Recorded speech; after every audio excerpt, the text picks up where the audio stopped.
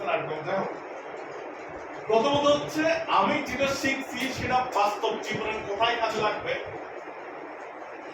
বাস্তব জীবনে কোন কোন সেক্টরে ক্যারিয়ার ডেভেলপ করা যাবে, কোন কোন সেক্টর থেকে আয় করা যাবে, অর্থাৎ এই কোর্সের প্রয়োজনীয়তা তথা এই কোর্সটা আমি কোন জায়গায় অ্যাপ্লিকেট করব বা এই কোর্সটা কোন জায়গায় কাজে লাগাই কিছু টাকা পয়সা কামাইতে পারবো বা ক্যারিয়ার ডেভেলপ করতে পারবো, সবার আগে বুঝতে হবে কি, সবার আগে বুঝতে হবে কি এটা আমি কোর্সটা কেন করতেছি ভাই, আমি কোর্সটা কেন করব, এটার ভবিষ্যৎ কি, এটা না বুঝে কোর্স যতই করবেন করেন কোনো লাভ হবে না।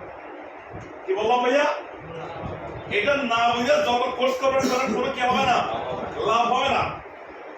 আপনাদের এখানে দুই একজন স্টুডেন্ট আছেন যারা ethical hacking and cyber security course করছেন।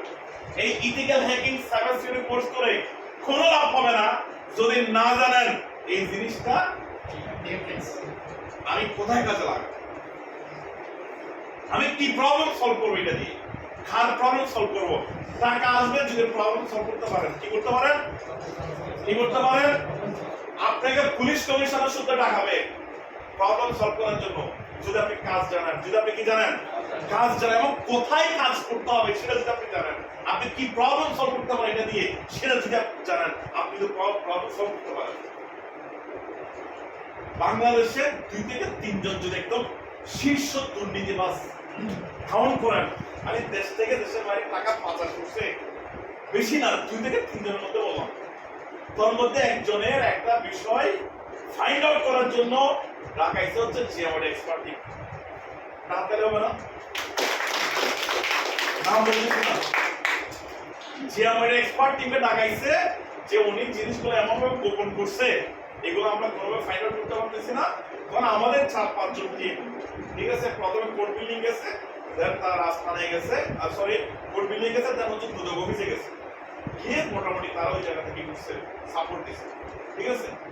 তাহলে বিষয় হচ্ছে যে আমি যে কাজটা জানি এই কাজের ফিউচার আনলিমিট, কোন কোন জায়গায় ফিউচার, কোন কোন জায়গায় আমি এটা কাজে লাগাতে পারবো, কোন কোন জায়গায় প্রবলেম সলভ করতে পারবো, আগে সেটা জানতে হবে, সেটা কি করতে হবে, জানতে হবে।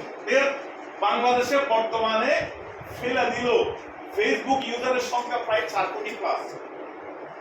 কয় কোটি প্লাস? এই 4 কোটি মানুষ থেকে ভাই মিনিমাম 40 লাখ মানুষের হইল, 40 লাখ বাদ দেন আমাদের 4 লাখ মানুষের হইল তাদের ফেসবুক সিকিউরিটি দরকার আছে, আছে কিনা?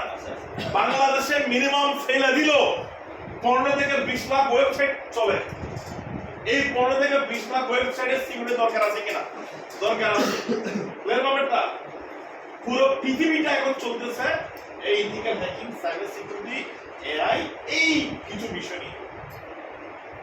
কিন্তু আপনি তো খুঁজে পাচ্ছেন না ভাই কিছু, আপনি কি খুঁজে পাচ্ছেন না কিছু, আপনি শিখছেন কি করবেন আসলে?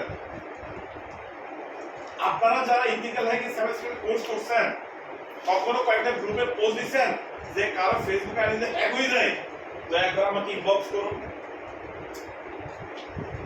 ভাই।